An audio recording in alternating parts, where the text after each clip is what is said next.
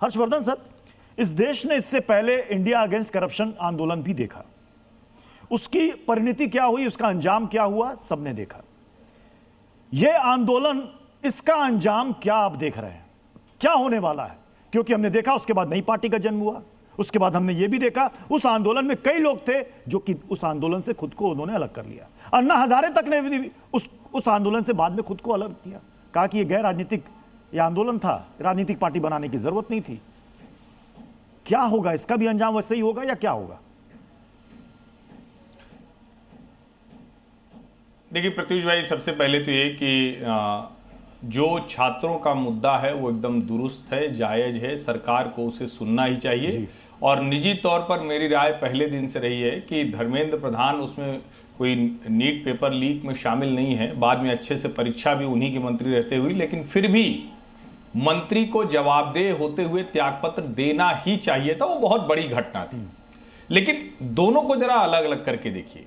कल के आंदोलन में बहुत से छात्र शामिल हुए, बहुत से लोग उसमें, लेकिन उसमें जो उसकी लीडरशिप पोजीशन पर जो लोग हैं वो सिर्फ और सिर्फ आम आदमी पार्टी का ऑफशूट भरे हैं। इसमें कोई भ्रम नहीं पालना चाहिए, कोई कंफ्यूजन नहीं होना चाहिए कि ये जो टीम है ये आम आदमी पार्टी यानी अरविंद केजरीवाल के लोग। आप बार बार पूछें किसका मुखौटा है? हाँ। ये आम आदमी पार्टी का मुखौटा है। और आम आदमी पार्टी चूंकि उसकी साख खत्म हो चुकी थी दिल्ली में, पूरी तरह से उनके पास कोई आधार नहीं कि वो फिर से कोई आंदोलन कर पाते।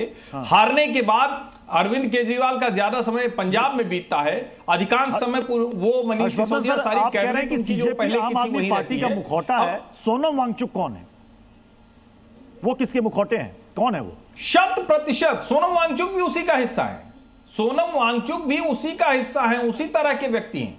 सोनम वांगचुक और अरविंद केजरीवाल की राजनीति में बहुत अंतर मत समझिए, दोनों अलग अलग जगह खड़े हैं। एक नेता हो गया, एक नेता नहीं हो पाया।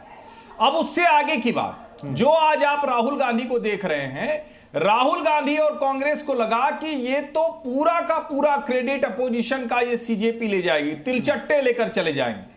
तिलचट्टों के खिलाफ लड़ाई में वो प्रधानमंत्री आवास के सामने पहुंचा। हालांकि ठीक है, विपक्ष की पार्टी है, उनकी अपनी राजनीति है, और ठीक है, राजनीतिक तौर पर विपक्षी पार्टियों को ऐसे व्यवहार करना चाहिए, जो विपक्ष में होता है उसको ये करना चाहिए। सत्ता पक्ष को कभी अच्छा नहीं लगे। मेरा बड़ा स्पष्ट मानना है, सदन में 2 दिनों की गंभीर चर्चा, शिक्षा, परीक्षा में अनियमितता, शिक्षा में गड़बड़ी, शिक्षा में सुधार, कब क्या हुआ, क्या क्या होना है, इस पर होना ही चाहिए। लेकिन ये क्रेडिट की लड़ाई है, राहुल गांधी उसी लड़ाई को लड़ने की कोशिश कर रहे हैं और विदेश की छुट्टियों से लौटकर काफी वो ऊर्जावान भी दिख रहे हैं।